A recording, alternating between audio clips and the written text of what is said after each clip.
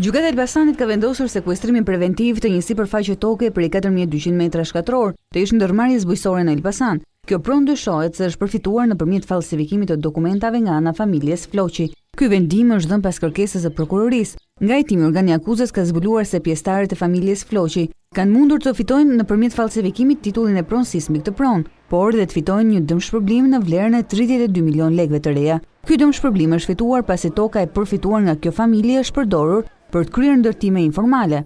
Lajmi u bë zyrtar nga prokuroria. Sipas hetimit, pasardhësit e të ndjerit Azem Floqi kishin aplikuar në vitin 1994 për të përfituar këtë pronë. Kjo me pretendimin se Azem Floqi ka qenë një prej themeluesve të ndërmarrjes bujqësore Elbasan, duke kontribuar me sipërfaqe 4200 metra katror.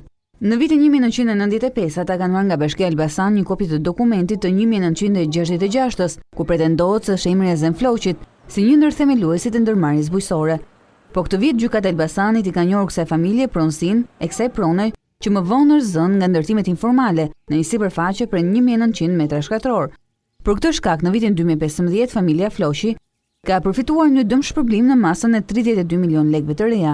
Ndërkaq deri më tani përfituesit e kësaj prone kanë mundur të marrin nga ky dëmshpërblim edhe 17 milion lekë të reja. Nga hetimi i kryer, prokuroria ka provuar se emri Azem Floqit është mbivendosur mbi atë të Avram Floqit, i cili është kontribuesi i vërtet. Për këtë shkak, prokuroria vendosi sekuestrimin preventiv të kësaj sipërfaqe pronash. Organi akuzës ende nuk ka vendosur se çfarë do të bëhet me personat e dyshuar, të cilët mund të kenë falsifikuar dokumentat me anë të të cilëve është përfituar prona.